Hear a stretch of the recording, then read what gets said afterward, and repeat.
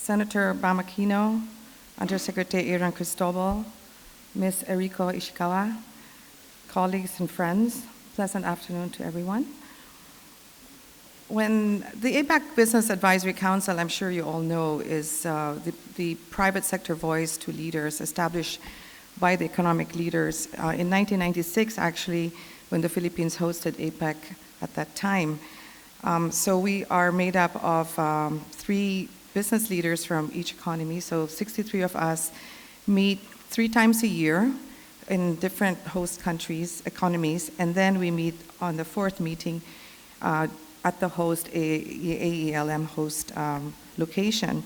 So starting tomorrow, all the APEC members start to arrive, and we have prepared a recommendation, a whole book like this, 180 pages, 84 pages, I think, recommendation to leaders, and which we hope reflects really the voice of business around the region in achieving the goals of the APEC. When we at the APEC Philippines were made chair because of our hosting, we sat down and thought, now what should we do to make an impact to the APEC system? We sat and really talked about what that theme should be, and we decided to focus on accomplishing an agenda on inclusive growth. We were therefore we were very thrilled that our government also ended up with this focus on inclusive growth, which made all our recommendations pretty much aligned this year. And we feel that it is a theme that resonates well in a region where small and medium enterprises account for 97% of business. When economic leaders met in Blake Island 22 years ago, the vision was to achieve stability, security, and prosperity for the region. While we have seen tremendous positive impact on trade liberalization and economic integration, bringing a lot of growth in trade and an amazing emergence of a new middle class, the distribution of gains remain uneven, and the benefits of economic growth not felt by all levels of society.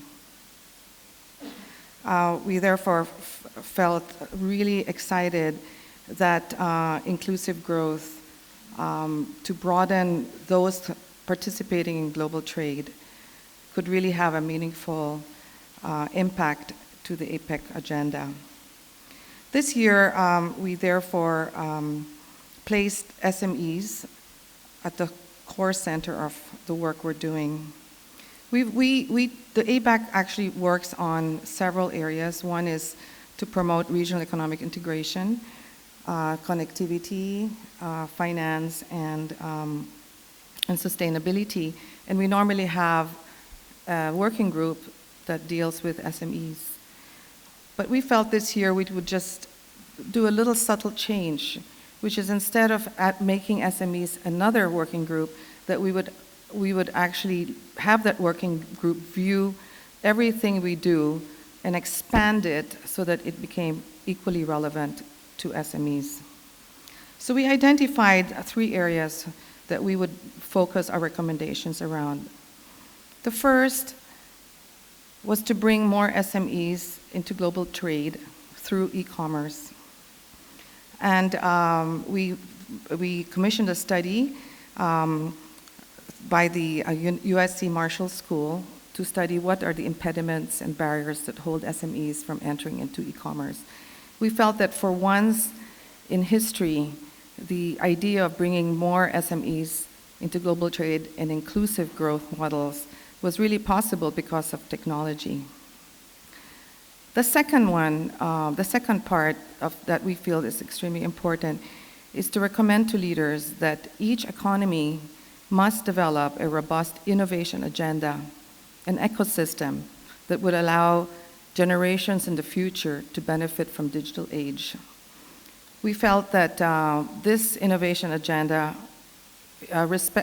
for respective economies and also across borders is extremely important because it involves education at the lower elementary school level all the way up to college, so that this ecosystem for the future would really benefit the child that is not yet even born today. The third was to bring more SMEs into global value chains with long-term value-based partnerships, i.e. inclusive business.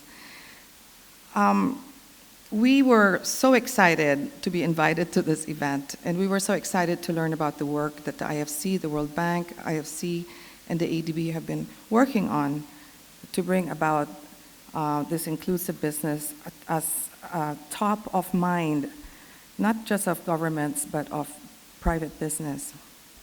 We feel that as a chairman, as an APEC member for several years now, I was particularly excited because I thought, my goodness, if business could actually adopt inclusive business models, we wouldn't have to wait for all these policy changes that we make recommendations for, and perhaps actually create an impact immediately with just changing a little bit of how we do business. So thus, we commissioned a study also by the Asian Institute of Management entitled Small Business as Part of Big Business Global Value Chains. The project documents cases featuring bigger business, creating smaller business partnerships whereby the bigger business companies reach out to pull smaller companies up into their supply chain, facilitating transfer of skills, knowledge, and technology, and building shared values in a seamless value chain. It is for this reason that we really applaud the World Bank, IFC, and ADB for this fantastic initiative to bring about this conference and to put the attention to such an important, different idea. I looked at the Wikipedia definition of inclusive business as we were preparing for this meeting, and there is, I think that one of the big problems, of course, that I think most businesses fail to, that all of us get confused by, is how you separate CSR from inclusive business and even from social enterprise. It says, I think most of the efforts that are being done as part of the development of our economies is how to help the poor. And we see that even in some of the definitions that I saw around the ADB's definition of inclusive business, there is a criteria used around impact and around the poor. What I feel, though, and I wanted to share this with you, is that I have learned after all these years is that there is always somebody bigger and somebody smaller than oneself. So I feel that inclusive business, if I may try to suggest, that inclusive business is actually a mindset of a larger company reaching out to a smaller one to build up, to build their ability to share their values, to share their knowledge, and to bring them up into their own global value chain as a real partner in their ecosystem of suppliers.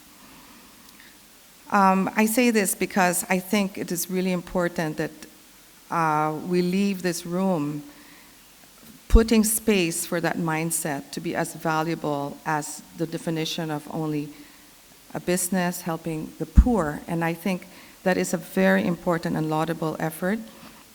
And I also feel that the idea that it has to have a huge impact and cover many people could perhaps be something that is set as maybe the criteria for lending, for loans and lending, but it really is a mindset that could even be applied to a small company helping somebody smaller.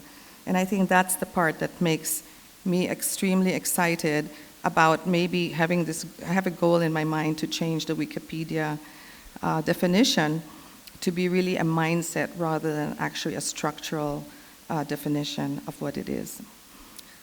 In 2004, the UNDP Commission on Private Sector and Development published a report entitled Unleashing Entrepreneurship, Making Business Work for the Poor. The report showed that small businesses also have much to teach us about helping themselves. And these small enterprises create most of the jobs and wealth that can potentially accelerate human development that we're all seeking to achieve. The Global Alliance Business Call to Action also asserted that many small and medium enterprises can and do create business models that intentionally explicitly include the poor. So if all sizes of business, even the poor, helping somebody even smaller than themselves, can also feel that they apply this whole business, inclusive business mindset, I think this creates maybe a new age, a new way of thinking, which I like to call enlightened self-interest, and something that could actually create a sustainable way that we can systemically change the way business is done. As documented in the study of the AIM, not all forms of cooperation and linkages require a large corporate partner to successfully execute an inclusive model. In some cases, MSMEs work with each other as well, such as the story of a specialty clothing brand called Philip, and then there's a plus INA, I-N-N-A. Filipina reached out to different indigenous groups all over the Philippines to supply woven and embroidered materials for their products. Both the company and the tribal artisans that it partnered with started small, yet through this partnership both gained entry into international markets. Filipina is an SME, also helping smaller, poor indigenous groups to improve their livelihood and capitalizing on skills unique to these groups. These initiatives, particularly within the small and medium enterprise sector, have such enormous potential, though they are largely restricted by weak business ecosystems, which with the help of the public sector should be addressed. And of course, in our innovation recommendation, one of the key elements of that innovation ecosystem is having very robust broadband systems, which would then give all these people access to markets. I was asked by a friend of mine who was getting married in Greece if I could order some fans, and I had to go to the market, and I found that it was 80 pesos per fan, and found out where it came from, and saw that that maker actually only made 10 pesos for each fan. So imagine the impact that a broadband access and e-commerce access would have given them. In my own company, I'm trying to apply some of these inclusive business models. One way is in our shipping and logistics sector to actually farm out contracts to truck drivers, to entrepreneurial truck drivers, and we give them a contract and have them be able to supply us with services. It has been fantastic because of that contract. They're actually able to finance themselves, and every year we give them the best. We give the best one another contract.